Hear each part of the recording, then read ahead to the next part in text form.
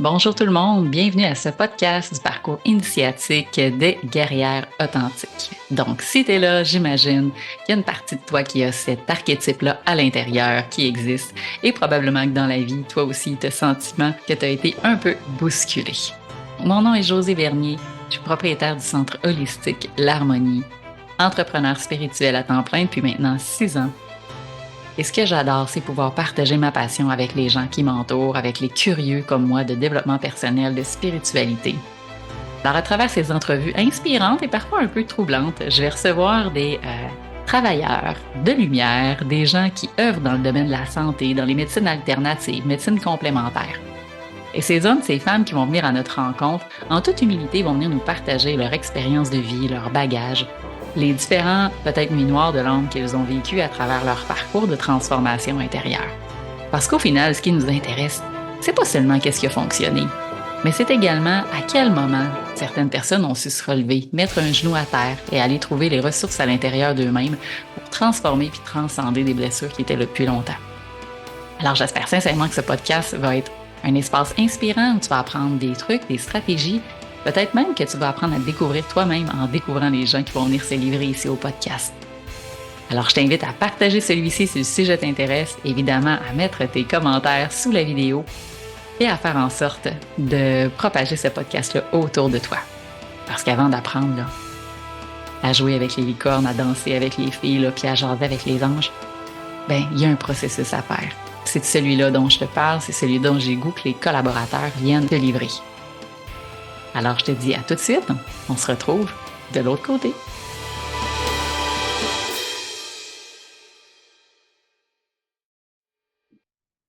Bonjour! Bonjour Josée, Comment vas-tu, Joanne? ça va bien et toi? Ça va très bien. Je suis contente d'être ici avec toi. On n'a pas eu l'occasion de se parler. Nous, on se croise toujours dans un cadre de porte, ou presque, parce que tu collabores ici au centre. Et ça fait un moment qu'à travers ce podcast-là, j'ai le désir que les gens puissent connaître aussi derrière l'intervenant, derrière l'enseignant, derrière tous ces beaux chapeaux et ces habiletés que tu as. Qui es-tu, Joanne? Et à travers ton histoire de guerrière authentique, je suis convaincue que tu vas inspirer des gens aujourd'hui qui vont nous écouter. Parce que je sais que tu as vécu toutes sortes d'expériences. Alors, je t'invite à nous dire peut-être un peu plus sur toi. D'abord, qui es-tu? Qu'est-ce qui t'a amené à faire ça? Tu sais, ouvre-nous la voie pour qu'on apprenne à te connaître un peu plus. Bien, merci Josée de Mhm. m'accueillir ici dans ta belle salle pour cette belle conversation qu'on va avoir Mhm. ensemble. Je t'avouerai d'emblée que je suis un peu fébrile, mais en même temps, je suis très enthousiaste à cette Mhm. conversation. Donc, merci de m'ouvrir ton espace. Alors, te parler de moi. D'emblée, c'est ça. Je suis une personne qui est quand même introvertie et assez pudique dans la vie. Donc, d'étaler ma vie comme ça, Mhm. c'est pas si facile, je t'avouerais, Mhm. mais j'ai tellement été inspirée par tellement de gens dans ma vie. Et j'apprends beaucoup à travers les autres, sur moi aussi. Mhm. Autant j'apprends comment la personne est. Alors, je me dis que si je peux partager un petit peu de vécu, puis que ça peut inspirer une ou deux ou trois, peut-être plus de personnes, mais ça sera ça. Donc, je suis maman. Alors, mon nom, Mhm. c'est Joanne Asselin, maman d'une belle cocotte de Mhm. 11 ans. Et je suis avec mon conjoint, on est mariés depuis le 7-17-17. Ah, ben oui, toi puis Donc, les nombres, là, je te reconnais, là. Et, mais en fait, on va célébrer notre 25e anniversaire ensemble cette année. Donc, Wow. ça fait quand même un bon bout de temps qu'on chemine ensemble. Mhm. Et je te dirais que ben, la rencontre avec Simon, ça a été quand même un événement marquant dans ma vie, Mhm. puisque lorsque je l'ai rencontré, ça a été fusionnel. C'était comme si on s'était toujours connus, Mhm. comme si on avait acheminé ensemble. Et c'est comme si on était devenus un. Tu sais, ça a Mhm. été vraiment un complétait l'autre. OK. Alors, ça a été, et Simon, je l'ai manifesté, je pense que je te l'avais déjà Ouais. raconté, je l'avais manifesté dans une lettre à l'univers parce que j'étais rendue là, ça faisait 2 ans Mhm. que je vivais seule suite à une relation qui avait été un petit peu plus difficile. Donc, j'avais manifesté les qualités que je recherchais dans Mhm. un conjoint et puis Mhm. Simon incarne toutes les qualités que j'avais manifesté. Alors, je l'ai rencontré la Wow. même année que j'ai manifesté ces qualités-là à travers une lettre. Wow. Alors, le pouvoir de l'intention. Ouais, hein? Oui, et c'est ça, comme, comme mon bagage, je te dirais, de vie, je suis une fille qui s'est toujours considérée très protégée Ouais. et guidée dans Mm. la vie quand j'ai écouté mes intuitions. Ouais. Mais quand je ne les ai pas écoutées, Ça là, devait être ça a moins été bon. autre chose.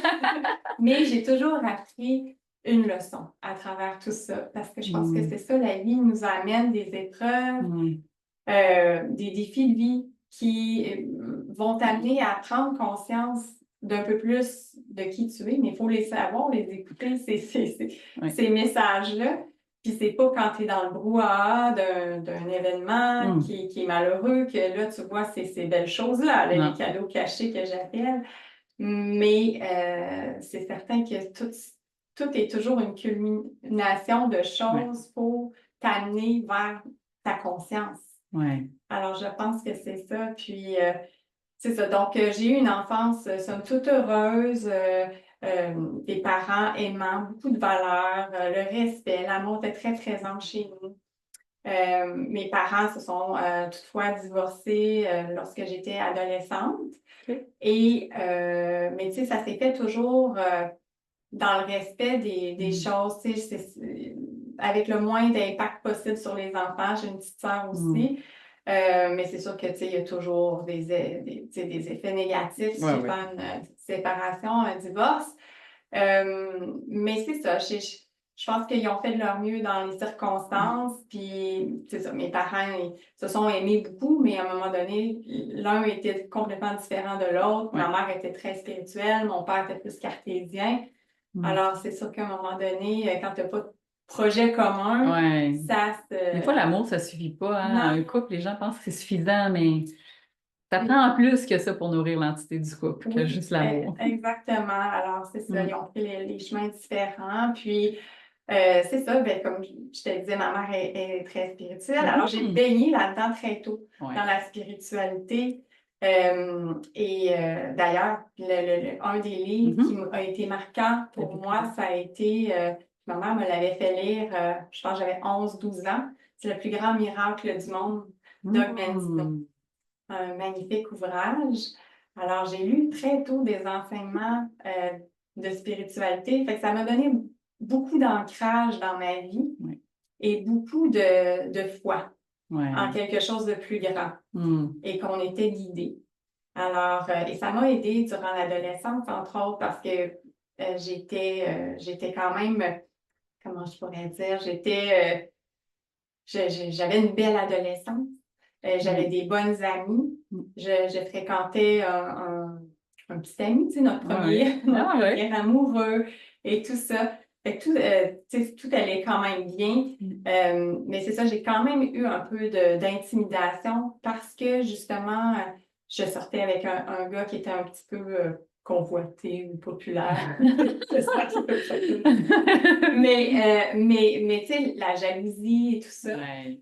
Mais j'avais appris très tôt à me faire justement cette protection, ce bouclier mental. Fait qu'il n'y avait pas grand-chose qui m'atteignait. Mm. Fait que, puis tu sais, je pense que notamment c'est à cause de cette force au niveau spirituel, Mm. ça nous donne cette force intérieure.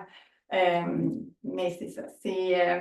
Alors voilà, et j'ai eu un accident aussi à 16 ans qui a été Ouais. marquant dans ma vie. Ouais. J'ai été frappée par un chariot élévateur. Mm. Donc, j'ai eu un pied gauche qui était à reconstruire et j'ai également eu une commotion cérébrale du côté droit. Et ben, au niveau du pied gauche, on n'était pas certain que j'allais remarcher. Mm. Mais finalement, j'ai été hors de question que j'allais avoir une amputation. Donc, lors de ma convalescence, je parlais à mon pied. J'avais le pouvoir, tu sais, à ce moment-là, je ne savais pas que c'était ça, là, le Ouais. pouvoir de l'intention. Là. Ouais. Mais je parlais à mon pied, tu vas remarcher, tu vas remarcher. Et j'ai Mm. remarché, pas de séquelles, ne serait-ce que Wow. des cicatrices. Mais c'est ça, au niveau de la commotion cérébrale, ben, étant donné que c'était le côté droit qui a été affecté, ben, toute ma créativité, elle a été comme mise en suspens pendant quelques années. Alors, je me suis dirigée en technique de génie industriel et parce que j'avais cette flamme-là d'avoir mon entreprise plus tard. Alors, j'ai étudié là-dedans, mais à un moment donné, ben, le naturel revient. Ben oui. Et ça coïncidait aussi avec la rencontre de Simon. Alors, je me sentais plus que jamais être celle que je devais être. Mais j'avais encore beaucoup de chemin à faire. Mais là, au moins, tu pouvais le faire en marchant, ce qui était une bonne chose. Oui, oui, tout à fait. Oui, puis, tu sais, tellement. Alors, j'ai été très protégée de ce côté-là, mais tu sais, j'ai tellement d'autres situations dans ma vie, tu sais, qui auraient pu mal tourner. Oui. Puis, il y a des choses, des fois, qui sont arrivées, puis je me dis, my God, pourquoi j'ai dit ça? Mais c'est comme si j'ai dit quelque chose qui a fait en sorte que ça m'a évité un. Alors, mais il faut y croire à ça, qu'on est protégé et les écouter, les petits signaux subtils où il faut être à l'écoute. Mais c'est ça. Avec les années, j'ai appris aussi que pour être à l'écoute, mais pour être à l'écoute, il faut enlever ce bavardage mental, alors, voilà, c'est ça que j'ai. Fait que déjà, dans ton histoire de parcours de guerrière, il y avait déjà eu à la fois un accident qui t'avait, à travers la séparation, après ça, un accident. Est-ce que tu dirais qu'à travers ces expériences-là, oui, ça a consolidé ta foi, mais y a-tu d'autres qualités que tu as l'impression que tu es allé chercher à travers ces expériences-là qui te servent encore aujourd'hui? Oui, ben, la persévérance, de toujours continuer malgré l'épreuve, de croire qu'il y a quelque chose de, tu sais, que l'épreuve est là pour t'amener ailleurs, tu sais, de croire qu'il y a quelque chose de mieux qui t'attend de l'autre côté. Parce que quand tu es dedans, c'est sûr que c'est pas toujours ça, mais non, c'est ça, je dis croire. La foi, c'est tout. Quand on croit à quelque chose de plus fort que soi, je veux dire, tu te sens supporté et on dirait que toutes tes actions sont alignées vers où tu dois aller. Alors, ouais. Mais c'est ça. Avec Simon, ben, ça a été une autre épopée. Ouais, on peut dire ça. Oui, alors, ben, c'est. Donc, avec Simon, on a été fusionnels, comme je te disais au début, et tout ça. Ça a été vraiment magique. C'était comme si on s'était toujours connus. On s'est mariés le 7-7-7, comme je te disais. Puis, on était très carriéristes. À ce moment-là, on habitait à Halifax. Et à un moment donné, ben, l'appel d'être parent est venu. Et on a voulu d'enclencher le processus et tout ça. Mais le jour où on a décidé d'aller vers cette route-là, tout a dégénéré dans le sens que j'ai eu énormément de douleurs. J'ai toujours eu des douleurs à tous les mois, récurrentes, tous les mois, dès l'âge de 12 ans. À travers le cycle. Le cycle, exactement. Donc, j'avais des douleurs intenses. Et en 2008, ben là, ça a été l'apogée des douleurs parce que là, à un moment donné, ça a débuté à Cuba. On était en vacances et là, je me suis penchée pour ramasser une sandale et il y avait du sable à l'intérieur. Puis là, ça a commencé, grosse douleur, même dans la même zone, si tu veux. Mais c'était comme des coups de poignard que j'avais au niveau du bas du corps. Et c'est ça, j'avais l'impression que j'allais mourir. C'était tellement douloureux, c'était fois 1000 ce que j'avais déjà vécu. On est loin des petites crampes menstruelles, mettons. Oui. On n'est pas là, non, c'est ça. Et voilà, c'est ça. C'est là, moi, j'étais là, mon Dieu, je vais mourir. Et là, Simon qui voulait qu'on appelle l'ambulance, je disais non, non, non, non, je ne veux pas aller à l'hôpital à Cuba. Et puis, tout ce que je faisais, c'est prier, mon Dieu, laissez-moi vivre, laissez-moi vivre. J'avais l'impression, tu sais, écoute, j'étais malade, ça allait pas bien, là. Et 20 minutes environ après, ça s'est complètement résorbé, j'avais plus de douleur, plus du tout. Fait que là, on était là, my God, qu'est-ce qui s'est passé là? Alors, tout le reste du voyage, tout s'est passé correctement. Alors, au retour à Halifax, ben là, j'ai amorcé un processus d'investigation. Je comprends. Qu'est-ce qui se passe là? Parce que c'était pas des douleurs comme j'avais déjà eues. Alors là, les tests ont révélé que j'avais des kystes ovariens complexes et j'avais aussi le marqueur de tumeur cancer des ovaires. Et là, la médecin nous avait dit que il y allait avoir cette possibilité d'ablation des ovaires et tout ça. Mais moi, je disais non, non, non, on veut des enfants, on veut pas. C'est hors de question. Ouais. Et là, c'est ça. Là, j'ai dit à Simon, on va aller voir un autre médecin. Oui. Et là, on est allé consulter un autre médecin. Et tu vois, cet autre médecin-là, il était beaucoup plus optimiste. Lui a plus préconisé que je faisais de l'endométriose grade très sévère, là, le niveau 5. Et que oui, les kystes étaient complexes, mais que j'avais besoin d'avoir une échographie à tous les 3 mois, puis des prises de sang tous les 3 mois pour s'assurer que tout était stable. Et donc, il avait préconisé l'approche Watch and See. Ah ouais. Alors, pendant quelques temps, c'est ça qu'on faisait. Alors, j'étais toujours la vessie pleine rendue à l'hôpital à faire. Oh my God. Les échographies continues, là, tu sais. Mais j'avais cette foi que non, c'est... Comme avec ton pied, là. Toi, Oui. là, tu allais avoir des enfants comme tu allais remarcher. Exactement. Il y avait pas, c'était pas négociable. Non, c'est ça. Et c'est ça, à un moment donné, mais entre-temps, on avait arrêté de pratiquer, si tu veux, parce que là, on ne savait pas trop. Oui. Puis à un moment donné, à un rendez-vous de consultation, le médecin, il dit « Non, non, non, non, vous continuez, parce que c'est la plus belle chose qui peut arriver à Joanne. Si elle tombe enceinte, ce ne sera pas facile, parce que déjà, d'avoir de l'endométriose, c'est difficile de tomber enceinte. Mais si elle tombe enceinte, ça peut être très, très intéressant pour justement libérer Joanne de l'endométriose, qui est très... que beaucoup de femmes sont libérées de l'endométriose après un accouchement. Alors, on a dit « Wow, OK ». Alors, à ce moment-là, on était vraiment convaincus que c'était la bonne chose à faire. Alors, on a vendu notre maison à Halifax, parce que là, on s'est dit, étant donné qu'on va avoir une famille pour vrai, là, on va aller s'établir près de nos familles. Alors, on s'est établi à Montréal. Et à ce moment-là, ça coïncidait aussi, je me suis dit, tant qu'à avoir déménagé, là, je quittais mon emploi qui était dans le domaine marketing publicité.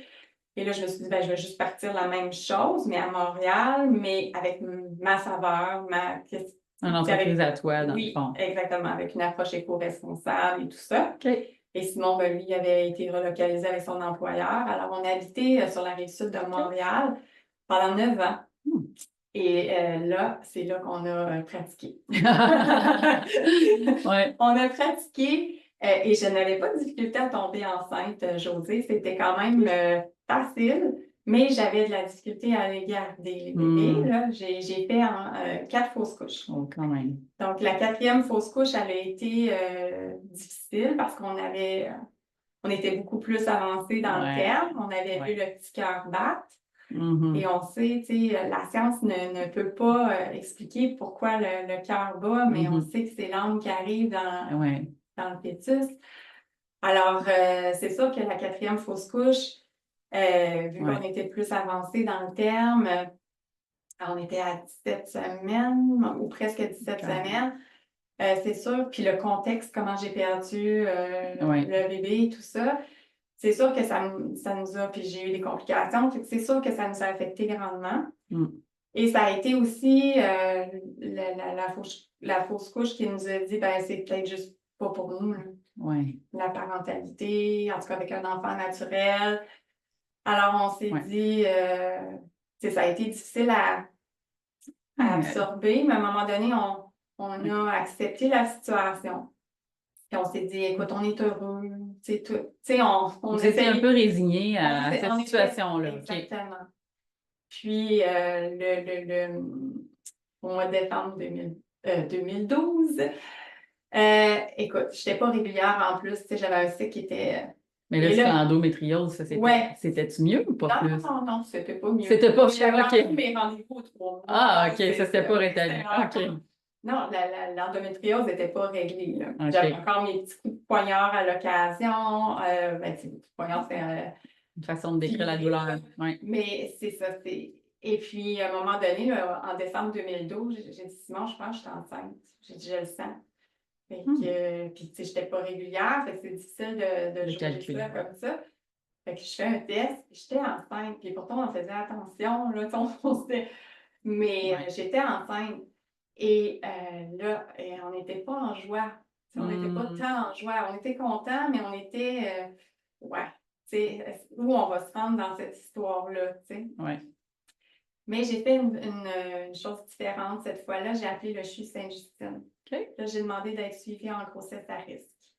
OK. Alors, on a été pris en charge à Sainte-Justine. Et c'est ça. Dès janvier, j'avais des saignements. Là, on a fait passer des échographies. J'avais un hématome, j'avais un fibrome, j'avais mes kystes. J'avais en plus un utérus avec un septum utérin. Donc, mon utérus est comme séparé en deux.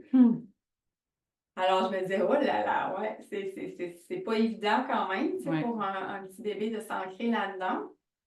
Mais j'y croyais. Alors, régulièrement, j'étais rendue aux urgences à faire des échographies parce que je saignais. Mais tant aussi longtemps que le petit cœur battait, je me disais, tout est là. Tout est là, la vie est là. Alors, on y croyait très fort. Puis, à un moment donné, lors d'une écho-contrôle, le petit cœur il bat, tout ça, ça va bien. Mais le radiologiste nous dit, écoutez, votre enfant, il y a une maladie létale. Il va falloir penser à faire une interruption de grossesse. Oh. Alors là, tu sais, là, on était rendu plus avancé dans le terme et tout ça, puis là, non, ça se peut pas encore, là. Tu sais, là, c'était comme inconcevable qu'on devait encore passer ça, puis moi, c'était hors de question que j'allais faire ce geste-là, c'est pas dans mes valeurs. Dans tes valeurs, ça passait pas. Là. Non. Et là, je me disais, oh my God, non. Et on était atterrés, on était...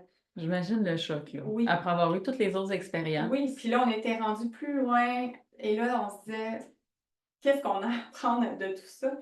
Alors, la journée qu'on a eu ce diagnostic-là, le monsieur nous a dit, le docteur, le radiologiste, qu'on allait se revoir dans 2 semaines pour un écho de contrôle pour valider ou invalider le diagnostic.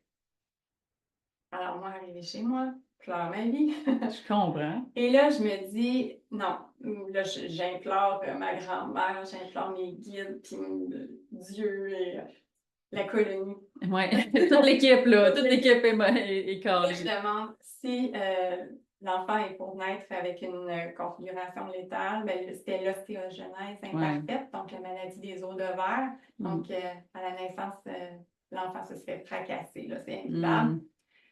Alors, si c'est pour être ça, ben de le laisser partir naturellement. Je ne voulais pas faire cette... Non, c'est ça. Et le lendemain, j'ai saigné et beaucoup de douleurs. Alors, moi, dans ma tête, mes prières ont été entendues. Je suis complètement à terre parce que je me dis, bon, c'est encore un échec. Et c'est ça, 2 semaines plus tard, on se rend à l'hôpital avec cette appréhension. Donc, là, ça allait être confirmé qu'il allait avoir un petit bébé mort à l'intérieur de moi.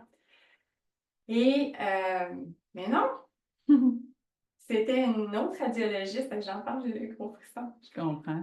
Ah, il y avait une autre radiologiste, docteur Hudon, qui, j'étais la vessie pleine, je vais toujours m'en rappeler, ça voulait exploser. Puis là, elle a fait notre échographie, puis elle dit non, non, elle dit votre bébé, il a tout ce qu'il y a de plus normal. Le petit cœur, il bat, clarté nucléaire, tout est beau. Non, allez en paix, là.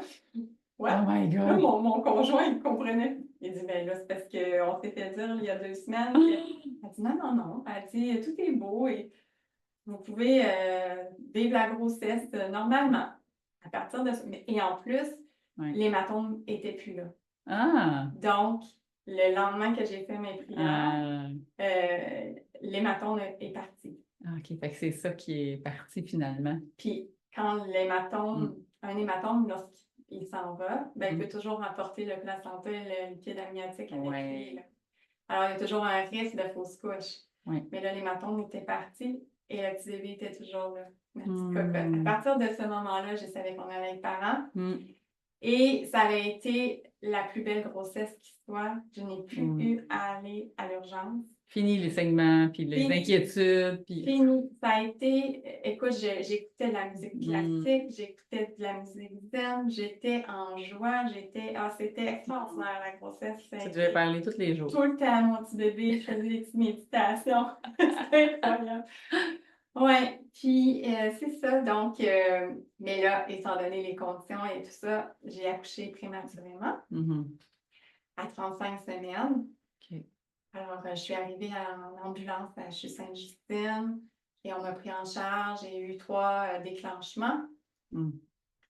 Et c'est ça. Ça a été, ça aussi, ça a été une aventure J'imagine. en néonatologie parce que là, elle est arrivée prématurément. Ses petits poumons étaient quand même formés. OK. Et mon accouchement en soi, Josée, c'est l'affaire, tu sais, on dit tout ça, les mamans, mais Ouais. le moment le plus grandiose de ma vie, c'est incroyable.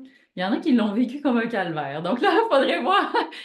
Ça dépend, mais pour avoir vécu moi aussi un accouchement naturel, et c'est un grand moment. Ah, C'est difficile à expliquer c'est, le feeling, la puissance de, pas juste de la création, mais de mettre au monde. exact. C'est une force que les femmes ont souvent qui oublient. C'est incroyable, la Ouais. force que ça demande. Là. Ouais. J'ai eu 35 heures de contraction. Puis c'est ça, j'avais pas d'épidurale. Et puis, c'est ça, là, à un moment donné, c'était là, elle s'est engagée vite. Quand elle a décidé d'être prête, elle était prête. Et ça a été, écoute, j'étais dans le cosmos littéralement quand j'ai accouché. Je voyais des étoiles. C'était juste magnifique. Et Stella est arrivée, elle pleurait pas, elle avait les grands yeux ouverts, puis elle babillait. Elle disait, alors les médecins étaient. Quoi? Quoi? Puis elle était magnifique, elle était juste. Ah, c'est sûr qu'elle avait l'air d'un ange. Oui, c'est comme un enfant des étoiles, Oui, pour vrai. Là. vraiment. Ouais. Vraiment. Puis, c'est ça. Là, ils l'ont mis avec les procédures nécessaires pour un protocole de petit bébé prématuré. Ils l'ont pris en charge. Là, moi, je m'étais toute fait des scénarios. J'allais l'avoir sur moi. Non, je ne pouvais pas. Ah, OK. J'ai pas fait une énorme montée de lait, mais néanmoins, j'ai été capable de l'allaiter pendant 6 semaines. Oui.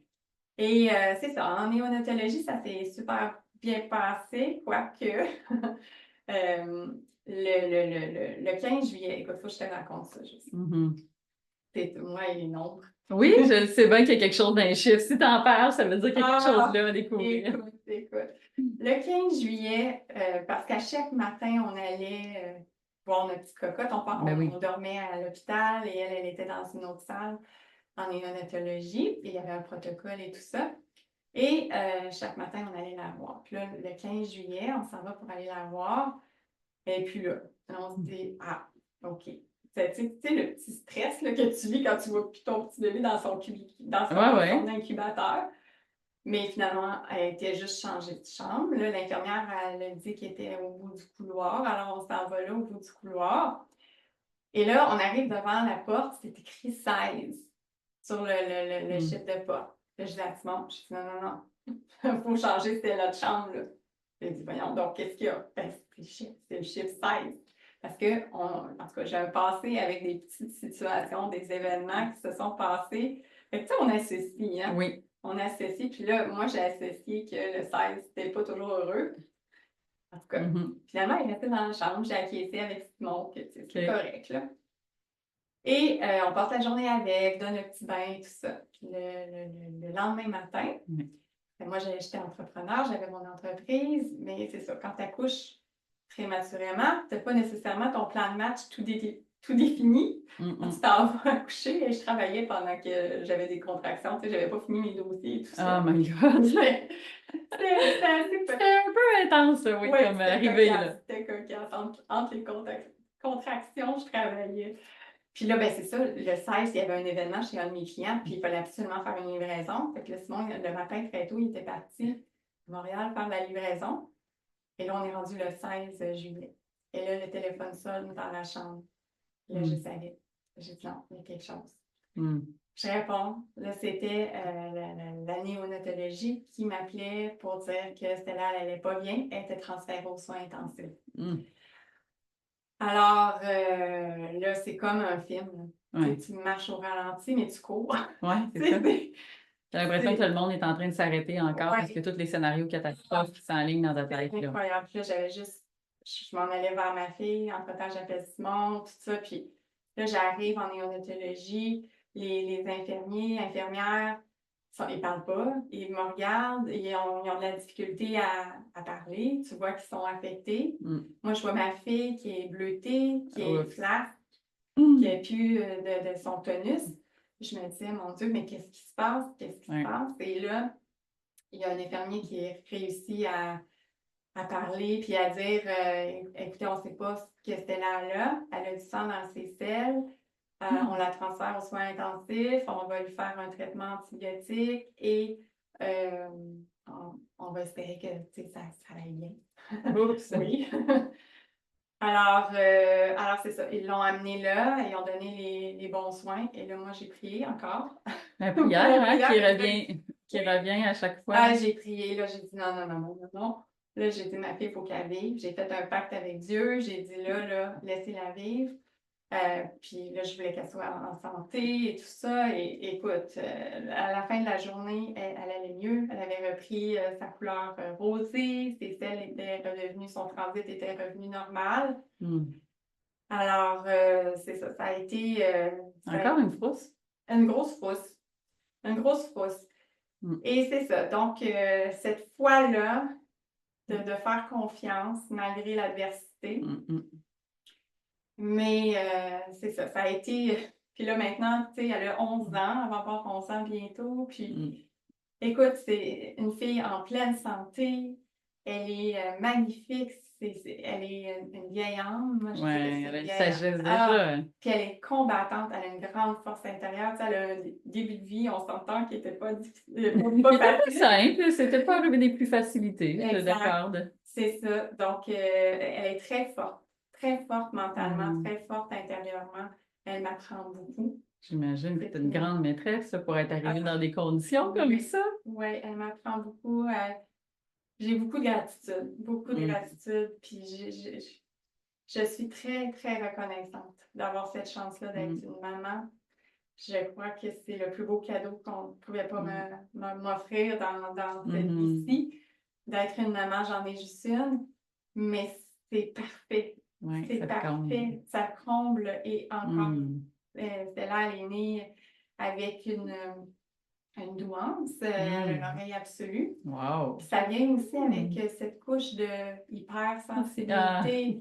Souvent, les enfants qui ont une certaine douance, sont très hypersensibles. Ouais. Et c'est ça. Fait que j'ai appris beaucoup avec Stella dans l'hypersensibilité. J'ai trouvé des techniques pour aller travailler ça parce que c'est une autre approche. Les enfants qui sont hypersensibles, on ne peut pas éduquer de la même façon que nous, on a été éduqués. Là. C'est des enfants qui, en tout cas avec Stella, l'approche qui fonctionnait, c'était beaucoup l'imaginaire. Ouais. Alors, l'imaginaire chez nous, c'était... Puis la magie, puis la prière. Magie. Écoute, les peluches, il y avait une peluche dédiée au souper. Écoute, c'était un monde magique chez nous jusqu'à 7 ans. Ouais. Puis d'ailleurs, c'est pour ça aussi que j'ai écrit le livre Un arbre de paix magique en hommage pour cette époque avec ma fille, un ode à ma fille pour les beaux moments qu'on a vécu ensemble. C'était juste incroyable. Toute cette période-là de 0 à 7 ans, là, on vit encore plein de beaux moments. Ben oui. Mais je n'oublierai jamais ça parce que c'est ça. C'était vraiment imaginaire chez nous. C'est la richesse. Oui. T'as l'impression qu'on vient prendre quoi quand on vit ça, la maternité, là? Sachant qu'il n'y a pas personne qui le vit de la même façon, mais toi, à travers le parcours, c'est quoi le sentiment que tu as eu dans... On va sortir un peu de la guerrière, parce que dans la mer, il y a quand même une guerrière, là, parce que des fois, on abandonnerait avant. Ça a été quoi les qualités, les enseignements, ce que tu as appris peut-être sur toi pendant ton parcours, parce qu'il n'a pas été si simple et doux, ce parcours-là de mère, en tout cas, du moins pour le devenir, il a été tout qu'un défi. Oui. Mais maintenant que ça s'est présenté, tu dirais que tu en ressors avec quoi de tout ce parcours-là? Oui, la gratitude, mais... La gratitude, mais l'amour. Oui. L'amour plus grand que tout. L'amour plus fort que tout. Oui. L'amour. mais l'amour, là, avec un grand A, là. Oui. Celui Ouais. qu'on aimerait dire inconditionnel, mais Inconditionnel, Oui, oui. c'est ça. Oui, c'est tout à fait ça. C'est plus grand que soi. Mm. C'est la vie. C'est Oui. de faire la connexion au Oui. vivant. Tu sais, que c'est un miracle, la vie. C'est incroyable. Mm. Alors, c'est de se connecter, c'est ça, au vivant, à la vie, à l'amour. Et de réaliser aussi que tu as des forces que tu ne pensais pas. Et des faiblesses aussi. Alors, ça te fait travailler aussi sur toi. Oui, Tu sais, comme tout à fait. c'est ton miroir, dans le fond. Oui. Alors, tu vois vraiment. Mm. Ouais, mais j'aime dire, tu sais, j'aime dire que j'apprends de plusieurs personnes, Mm. mais de ma fille, j'ai appris beaucoup. Oui. J'ai appris beaucoup. Vraiment. Ouais, je suis celle comme toi qui croit que les enfants viennent nous accompagner. Ah, On pense souvent que tu sais, le rôle du parent qui guide l'enfant, qui l'accompagne à grandir, oui. On amène un cadre, on amène une forme de sécurité dans la transmission des enseignements, des valeurs et tout ça. Mais moi aussi, j'ai eu un gros éveil quand j'ai eu mes enfants, puis je ne sais pas comment ça se serait passé autrement que ça. mm. Moi, j'aurais été endormie longtemps. Pas juste parce qu'il m'empêchait de dormir la nuit, là, mais on s'entend quand je parle d'éveil, je Ouais. parle de réveil spirituel et de reconnexion profonde avec soi-même. Oui. Parce que quand tu connectes, je pense, comme tu l'as dit, avec le vivant, quand il y a une autre partie oui, qui est née à travers toi, et qui, même s'il a sa propre identité, son âme, sa personnalité éventuellement et tout ça, il y a quand même cette autre version de toi-même qui t'est renvoyée à travers les forces, à travers les défis, à travers des fois une autre sagesse qu'on n'avait même pas encore touchée, qu'on n'avait jamais vraiment vue, perçue. Ouais. Moi, j'ai reconnecté avec mon hypersensibilité avec mes enfants. Dans ma tête, moi, je n'étais pas quelqu'un de sensible. Et pareil, peux-tu te confirmer que ça s'est transformé assez vite? Ouais. J'ai découvert ça, donc c'est pour ça que je t'ai posé la question, parce que je trouve que d'être parent, le père, il en retire quelque chose à sa Oui. façon, mais dans le rôle de la mère, il y a quelque chose qui est assez profond, Oui. je crois. Oui, parce qu'il y a ce lien, hein. Le lien, on le porte et c'est très, c'est sûr que Pendant des c'est semaines, des mois. un privilège d'avoir cette chance-là de porter la vie. Mm. Et moi, je suis encore fascinée là, de ça. Ouais. Puis de voir qu'il y a des petits êtres, tu sais, comme moi, je ne suis pas la seule qui a des problématiques de ce côté-là, mais Oui. et il y en a d'autres belles histoires comme ça. Mm. Alors, je me dis, la vie est forte. Quand la Oui. vie doit être, elle sera. Oui. Alors, il faut y croire, il faut garder espoir que tout est possible.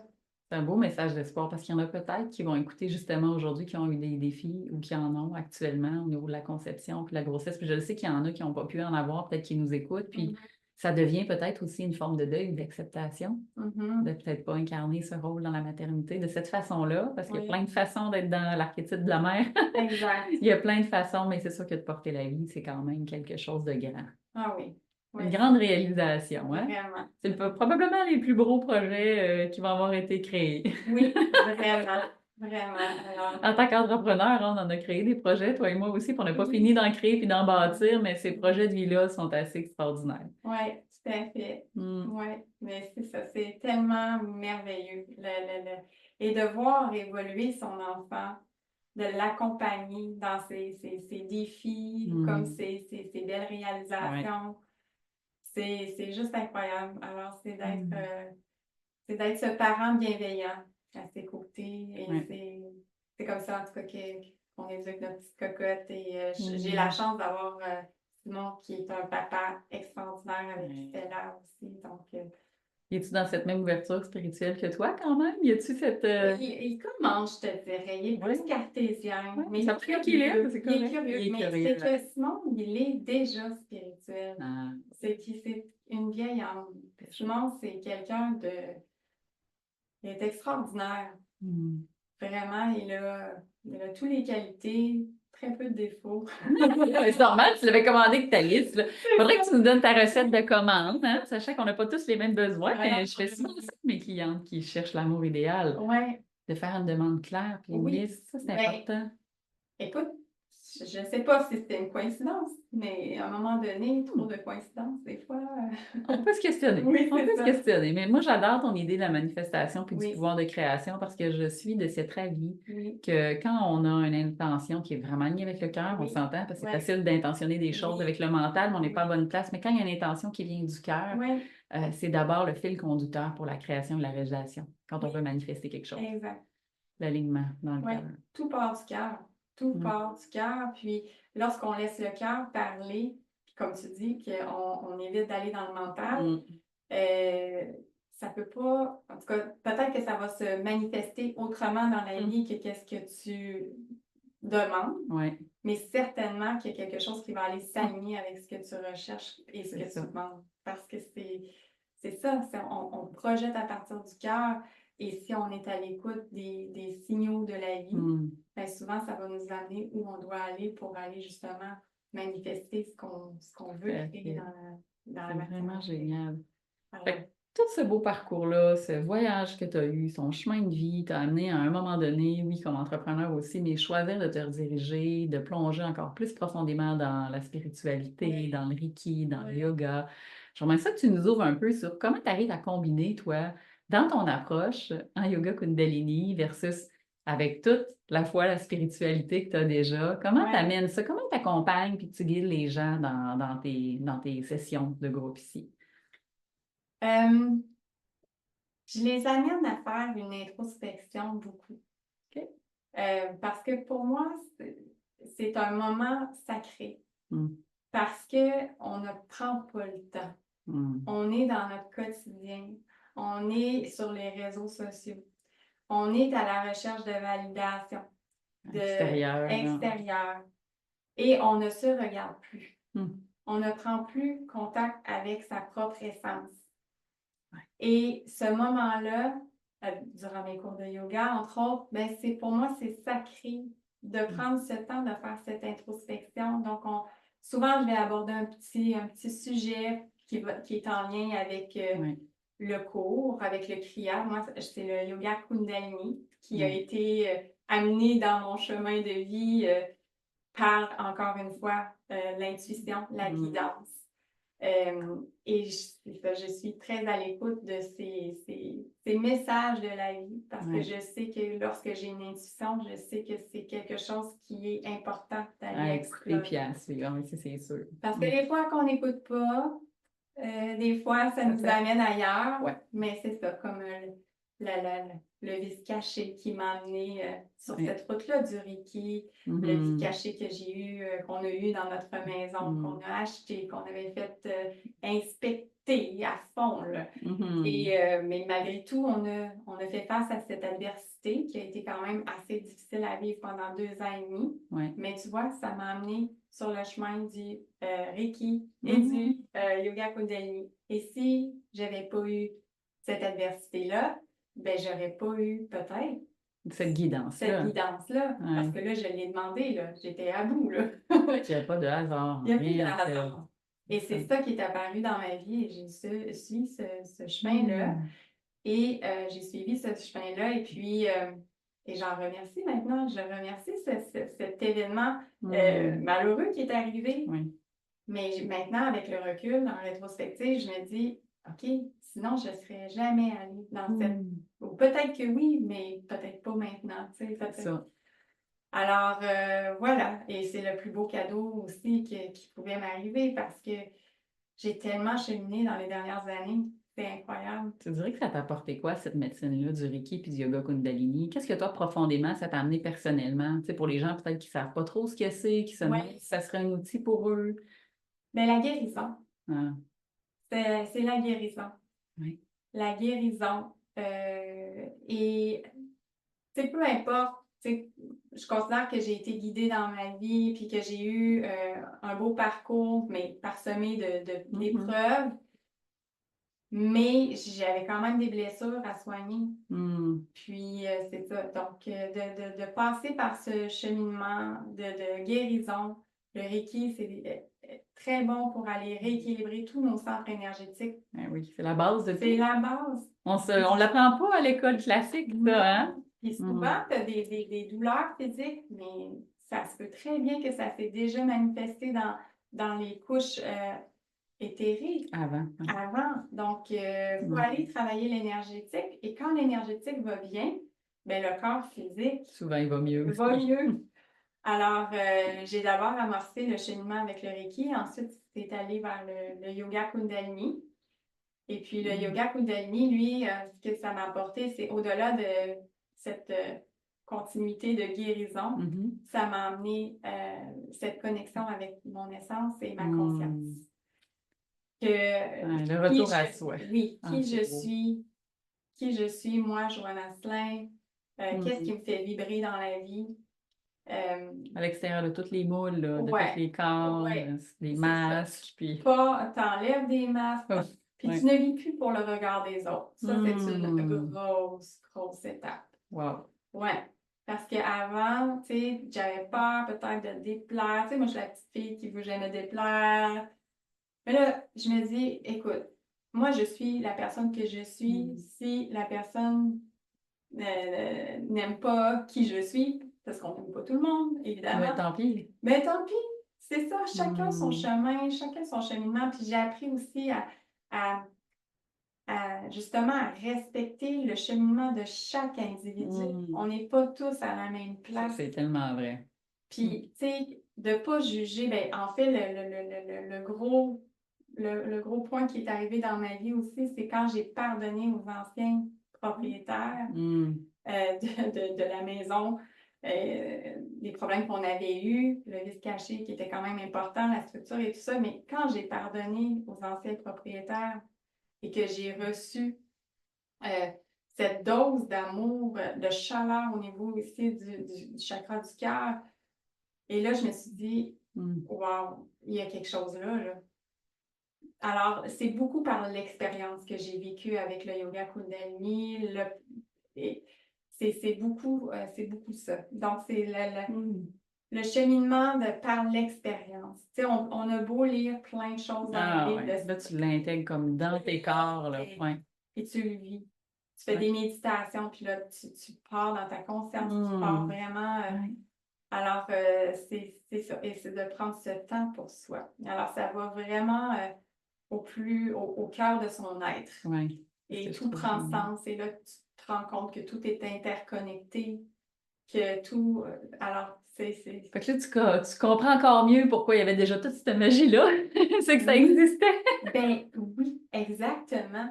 Et c'est comme le Reiki. Les premières fois que je faisais des soins Reiki, puis que les gens disaient « j'ai plus de douleur, ça va bien », ça reste que c'est intangible, mais à un moment donné, je les vois, les énergies. Tu sais, à force de cheminer là-dedans. Ben oui, ça progresse. C'est pas juste le ressenti de l'énergie. Alors, c'est ça, tout passe par l'expérience. Mais quel beau chemin. Alors, je suis vraiment en gratitude de tout ça. Mais c'est beau, en tout cas, tu es très inspirante. Puis moi, je suis vraiment, vraiment touchée que tu aies encore une fois entendu l'appel, croisé l'espace, le lieu et que tu fasses partie de notre belle équipe. Et comme je le dis tout le temps, il va arriver un moment où la session de yoga là, de Joanne va arriver un moment dans l'horaire où ça va fonctionner avec la mienne. Mais je sais que ce moment-là va arriver. Parce que moi, je vois les participantes quand ils sortent du cours, j'en entends parler, j'ai des commentaires et je pense que cet espace-là sacré, tu la soutiens bien parce que les gens semblent en ressortir avec tellement de gratitude eux aussi. Alors, si tu peux enseigner et accompagner les gens sur ce chemin-là de reconnexion avec soi, je me dis que ça va être génial. Et tu sais, Josée, au-delà du yoga Kundalini, ben, au printemps, j'ai fait une formation de yoga pour enfants. J'ai tellement hâte que tu puisses amener ça ici. Oui, dès septembre, fin septembre. Alors, je vais offrir des cours de yoga pour préadolescentes. Donc, de 10 à 14 ans. Les samedis matins. Alors, je le fais d'abord et avant tout pour ma cocotte, ma fille, parce que je trouve tellement que ces jeunes filles-là, d'avoir les enseignements yogiques très tôt, ça peut tellement leur apporter une plus-value dans leur vie. Tu sais, lorsqu'ils sont en recherche d'identité. Bien, il y a tellement de transitions dans ces âges-là. Oui, la recherche d'identité, l'appartenance à un groupe, cette espèce de désir d'être je le vois parce qu'on a des filles qui ont le même âge, Ouais. dans ce désir-là d'être connectées, mais d'être comme l'autre, Ouais, de s'éloigner un peu de leur sens pour ouais, faire partie du groupe, ouais, de se mettre à vouloir faire comme les autres dans le sentiment de vouloir exact. être aimé et d'être comme. C'est ça. Ah, C'est oui. amplifié, comme tu sais, avec les réseaux Avec les sociaux. réseaux sociaux, c'est amplifié. Et même les médias sont d'accord. Ouais, ça flash ici en studio pendant qu'on parle. Alors, c'est ça. Donc, les réseaux sociaux, c'est quelque chose là, pour nos filles. Tout ce qui, tu sais, Mhm. c'est beaucoup les filles qui sont assez, qui vivent ça. Les garçons, je pense, moins. Mais au Un niveau niveau des peut-être filles, il y a différent. beaucoup la recherche de validation, Ouais. d'approbation des autres.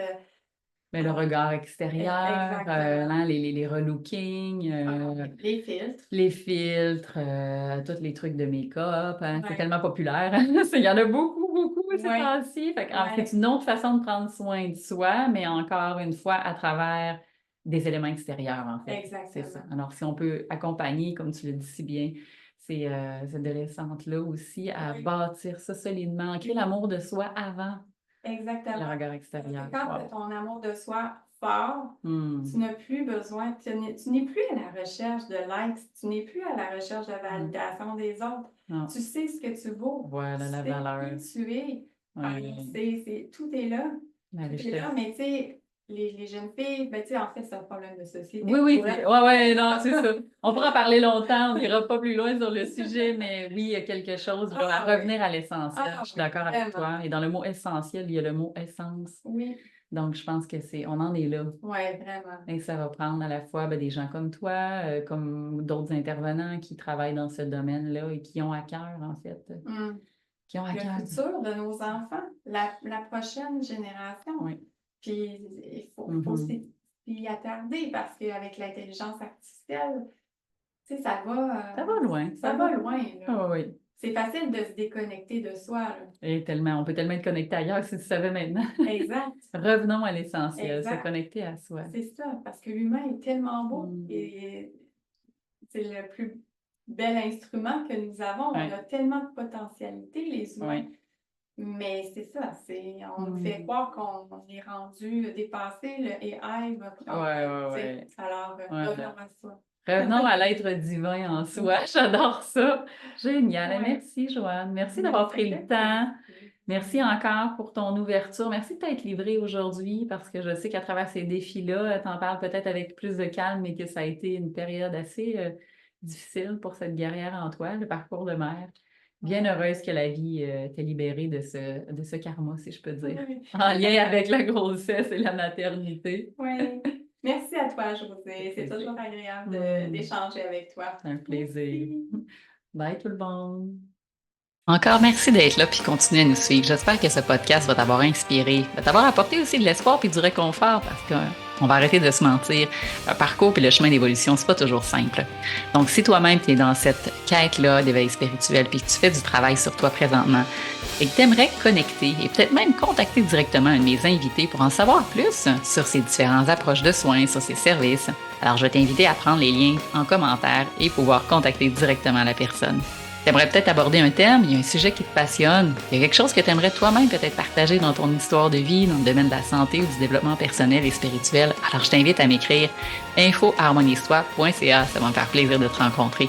Alors, j'ai hâte de lire tes commentaires et continuer de partager ce podcast. Je suis sûre que ça va pouvoir inspirer plein d'autres personnes, tout comme toi, à prendre soin de sa santé.